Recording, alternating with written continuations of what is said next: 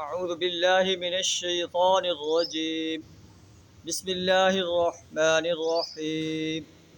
وقيل للذين اتقوا ماذا أنزل ربكم قالوا خيرا للذين أحسنوا في هذه الدنيا حسنة ولدار الآخرة خير ولنعم دار المتقين.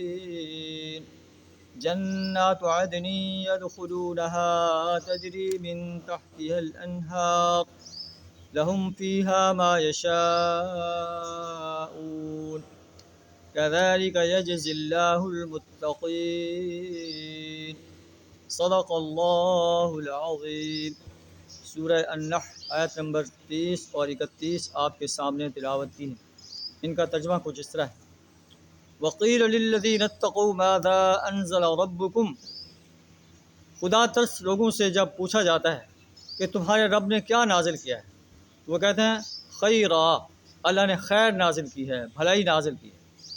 للذین احسنوا فی ہذہ الدنیا حسنہ، اس طرح نیکوکار لوگوں کے لیے دنیا میں بھی بھلائی ہے. ولدار الآخرۃ خیر، اور آخرت کا گھر تو ضرور ہی ان کے حق میں بہتر ہے. بعض کا دنیا میں نیک انسان تکالیف میں رہتے ہیں، پریشانیوں میں رہتے ہیں، لیکن اللہ فرماتا ہے کہ دنیا میں بھی اللہ تعالیٰ ان کے لیے آسانیاں پیدا کرتا ہے، اور انہیں لوگ پاکیزہ انسان کی حیثیت سے جو ہے پکارتے ہیں. آخرت تو ہے ہی متقی انسانوں کے لیے، ان لوگوں کے لیے جو نیکوکار لوگ ہیں. وَلَنِعْمَ دَارُ الْمُتَّقِينَ، متقی انسانوں کا کتنا ہی حسین گھر ہے، کتنا ہی بہترین گھر ہے. جنات عدن يدخلونها، ہمیشہ کے باغات جن میں یہ داخل ہوں گے. تجری من تحتها الانہار، جن کے دامن میں نہریں بہتی ہوں گی.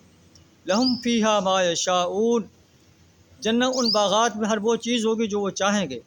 کذالک یجزی اللہ المتقین، اللہ متقی انسانوں کو ایسے جزا دیتا ہے.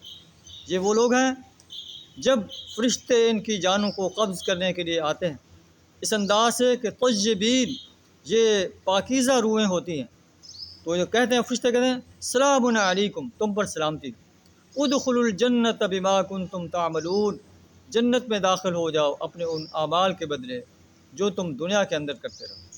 تو ظالم انسانوں کی روحیں جو ہے فرشتے ڈانٹ کر قبض کرتے ہیں، بڑے ڈراؤنی شکل میں آتے ہیں، اور وہ روح جو ہے وہ جسم میں چھپتی پھرتی ہے. لیکن جو نیک انسان ہیں ان کی روحیں جو فرشتے ہیں بڑے پاکیزہ شکل میں، بڑی حسین شکل میں آتے ہیں، خوشبو جو ہے لے کر آتے ہیں، اور انہیں کہتے ہیں سلام علیکم، تم پر سلامتی ہو. ادخلوا الجنہ، جنت میں داخل ہو جاؤ. بما کنتم تعملون، اپنے ان اعمال کے بدلے جو تم دنیا میں کرتے رہو. معلوم ہوا کہ انسان کی روح قبض ہوتے ہی سرکش انسانوں کے لیے عذاب شروع ہو جاتا ہے، اور جو نیکوکار انسان ہیں ان کے لیے اللہ کی طرف سے رحمتیں نازل ہونا شروع ہو جاتی ہیں. یہ عالم برزخ ہے. عالم برزخ سرکش انسانوں کے لیے جو ہے جہنم کا ایک نمونہ ہے، اور اللہ کے نیک انسانوں کے لیے جنت کا ایک منظر ہے. اللہ سے دعا تعالیٰ ہمیں سرکش بندہ بننے کی بجائے اپنا ہی غلام بننے کی توفیق عطا فرمائے، اپنی ہی اطاعت، اپنی ہی پرستش کرنے کی توفیق عطا فرمائے، متقی انسانوں میں، محسنین انسانوں میں شامل فرمائے. آخر دعوانا الحمد للہ رب العالمین.